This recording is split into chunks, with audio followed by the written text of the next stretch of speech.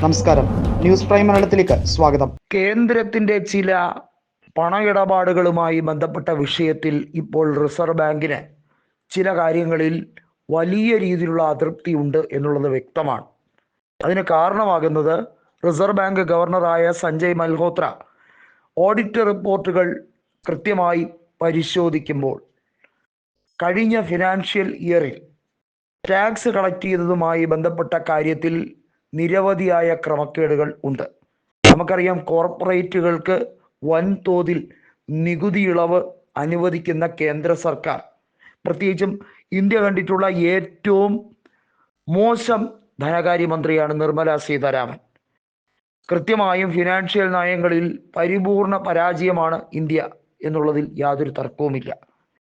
രാജ്യം സാമ്പത്തിക വ്യവസ്ഥയിൽ ജപ്പാനെ മറികടന്നു, രാജ്യം കുതിക്കുകയാണ് എന്നൊക്കെ പറയുമ്പോൾ ഈ രാജ്യത്തെ വിവിധ സംസ്ഥാനങ്ങളുടെ GDPയുമായി ബന്ധപ്പെട്ട കാര്യത്തിൽ ഈ രാജ്യത്ത് ഉത്തരേന്ത്യൻ സംസ്ഥാനങ്ങളിൽ നിന്നും വ്യത്യസ്തമായി ദക്ഷിണേന്ത്യൻ സംസ്ഥാനങ്ങൾ GDPയിൽ കുതിച്ചു കയറുമ്പോഴും അവർക്ക് ആനുപാതികമായി അവർക്ക് കൊടുക്കേണ്ട GST നഷ്ടപരിഹാര തുക ഒരു രീതിയിലും സെറ്റിൽ ചെയ്യാൻ നിർമ്മല സീതാരാമൻ അനുവദിക്കുന്നില്ല എന്നുള്ളതാണ് വ്യക്തം. ഇതാണ് നരേന്ദ്രമോദിയുടെ നയം. മാധവി പുരീബുച്ചിനെ പോലുള്ളവരെ സെബിയുടെ ചെയർപേഴ്സൺ ആക്കിക്കൊണ്ട് ഈ രാജ്യത്ത് നടത്തിയ കാട്ടുകൊള്ള എന്താണെന്നുള്ളത് കൃത്യമായി റിസർവ് ബാങ്കിനും അറിയാവുന്നതാണ്.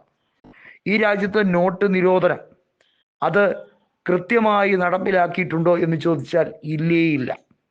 അതുമായി ബന്ധപ്പെട്ട കാര്യത്തിലൊക്കെ ഇപ്പോൾ സുപ്രീം കോടതിയുടെ ചീഫ് ജസ്റ്റിസായി സ്ഥാനമേറ്റിരിക്കുന്ന BR ഗവായിക്ക് വിധി നിർണായകമായ വിധി പുറപ്പെടുവിക്കുമ്പോൾ അദ്ദേഹം തന്നെ പറഞ്ഞ കാര്യങ്ങൾ എടുത്തു വെച്ച് ഉദാഹരണ സഹിതം പറയാൻ കഴിയുന്നതേ ഉള്ളൂ. ഇപ്പോഴത്തെ സാഹചര്യത്തിൽ കേന്ദ്ര സർക്കാരിൻ്റെ ധനകാര്യ നയം പരിപൂർണമായി പൊളിഞ്ഞിരിക്കുകയാണ്. നമുക്കറിയാം, ബീഹാർ നിയമസഭാ തെരഞ്ഞെടുപ്പ് വരാനിരിക്കുകയാണ്. പടിവാതിൽക്കൽ എത്തി നിൽക്കുമ്പോൾ ബീഹാറിന് വാരിക്കോരി കൊടുത്തു യൂണിയൻ ബജറ്റിൽ എന്ന് അവകാശപ്പെടുന്ന കാര്യം വെറും കടലാസിൽ മാത്രം ഒതുക്കിയ കാര്യമാണ്. വിവിധ കോർപ്പറേറ്റ് നിഴൽ കമ്പനികളിൽ വിദേശ നിക്ഷേപം നടത്തുന്നതുമായി ബന്ധപ്പെട്ട് വലിയ തോതിലുള്ള ക്രമക്കേട്, ഇലക്ട്രൽ ബോണ്ടിങ്ങിൽ നടന്ന ഈ രാജ്യത്തെ കോൺസ്റ്റിറ്റ്യൂഷണൽ കറപ്ഷൻ ഉൾപ്പെടെ സുപ്രീം കോടതി ഓരോന്നായി പരിഹരിക്കുമ്പോൾ സുപ്രീം കോടതിക്ക് കരുത്തേകുന്ന നടപടിക്രമങ്ങളുമായി റിസർവ് ബാങ്കിൻ്റെ ഗവർണർ കൂടി മാറുന്ന ഒരു സാഹചര്യമാണ്.